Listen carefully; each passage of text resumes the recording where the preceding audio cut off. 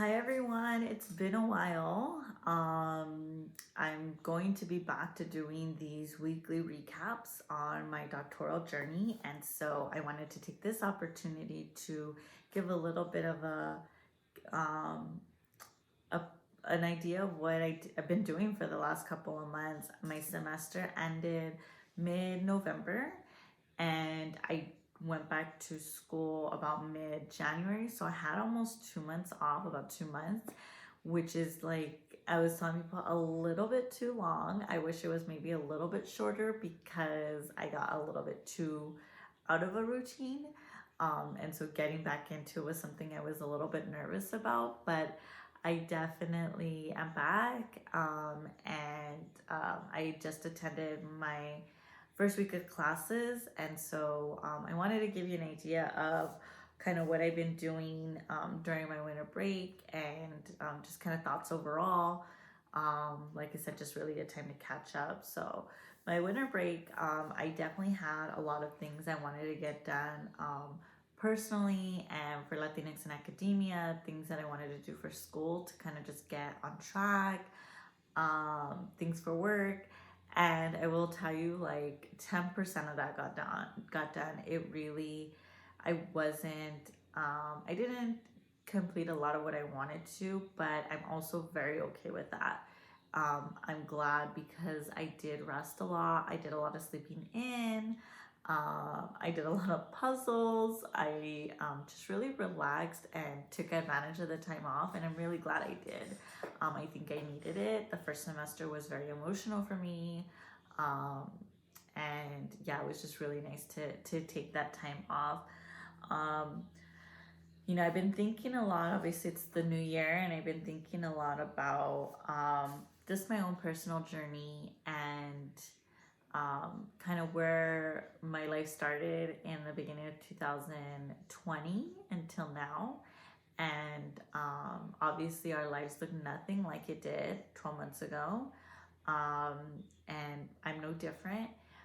But I really think about this transformation in my life really beginning in January 2019, which I've shared before, that I had some traumatic events that happened in my life, and that really put me on a much different course than I was headed, and really set me on a path to where I'm at today.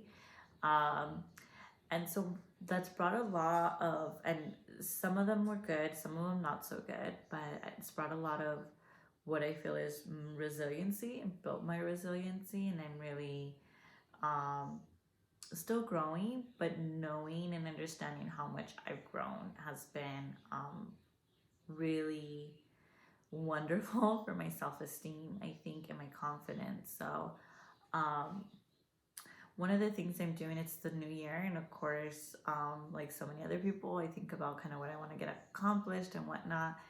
And last year, for the first time in a while, I had done a vision board, and then obviously COVID happened, and that vision board is hung up in my room, and it's still there. And I look at it, and I'm like, wow, like, so obviously none of us could have anticipated what the year would hold.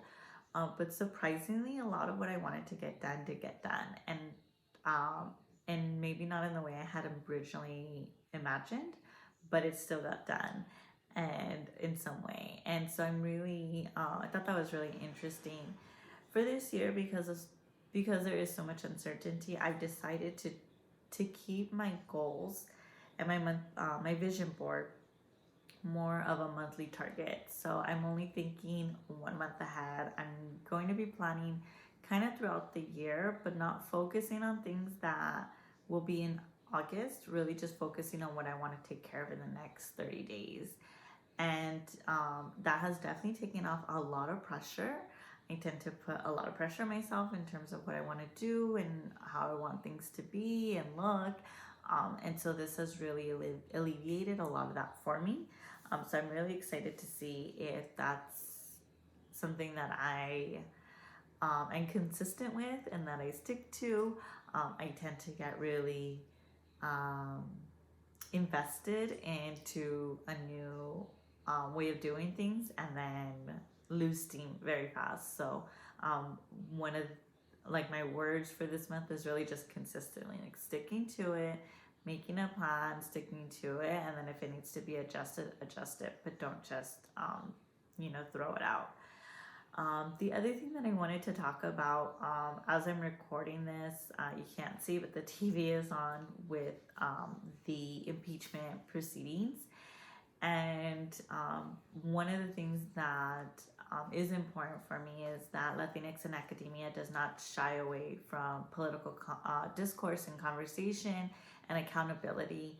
Um, Accountability for the systems that we support through taxes and voting, and for even those who don't vote, are still part of the society and are within the right to keep accountable as well. So last week we had what should have been a very mundane process of certifying the electoral college go awry when white terrorists attacked the Capitol building. And it's only 1 week later, and even I can feel myself feeling normal about it.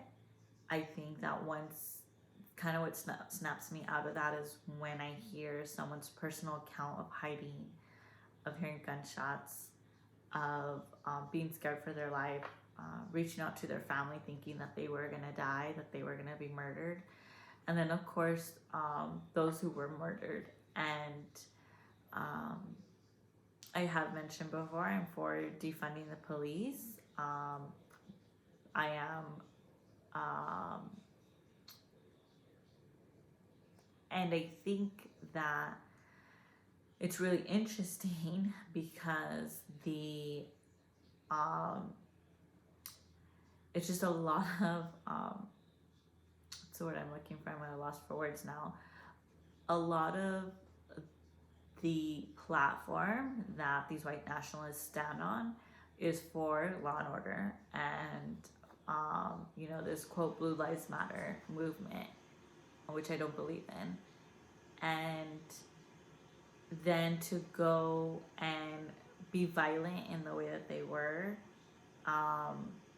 it really just doesn't make sense. And I think that it's really frustrating because we want to make sense of our world. We want to make sense of people's behaviors and try to understand why they would behave the way they do.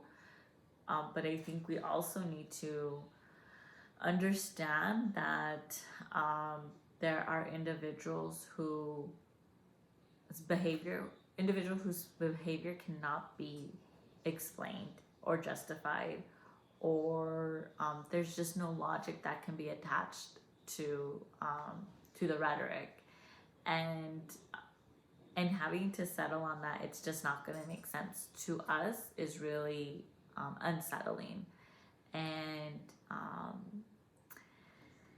And so I think moving forward, I mean, I will continue to share my thoughts and opinions on political happenings. It's something that I'm very passionate about. I think that there's no way to, as a person in an academic space, as an educator, that it is my responsibility to be informed and to share my opinions and to encourage justice on all fronts. Educational justice, economic justice, racial justice, political justice. They're all interwoven. They're all necessary, and they all contribute to each other.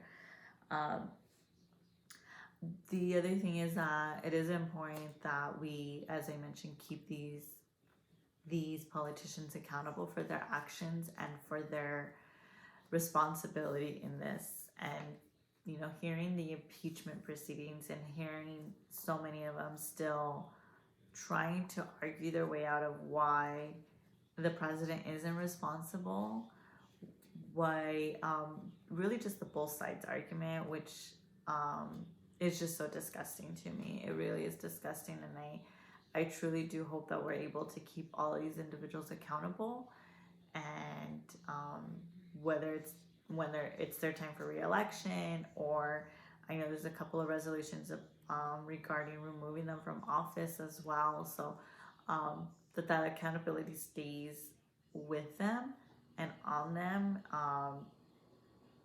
because we don't, in my opinion, these people are not contributing positively to society like we need them to.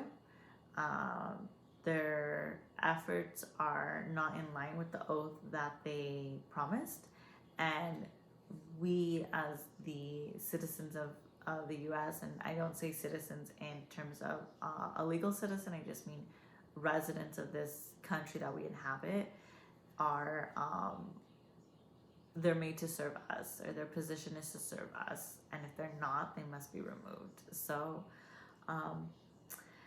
yeah, I just wanted to catch everyone up. I will do another video in a couple of days regarding my first week in class and the classes that I'm taking, and I hope that you will continue to follow along my journey, and let me know what feedback you have, what you enjoy, what you don't enjoy, and just really excited to continue to engage with everyone. Thanks so much. I'll see you.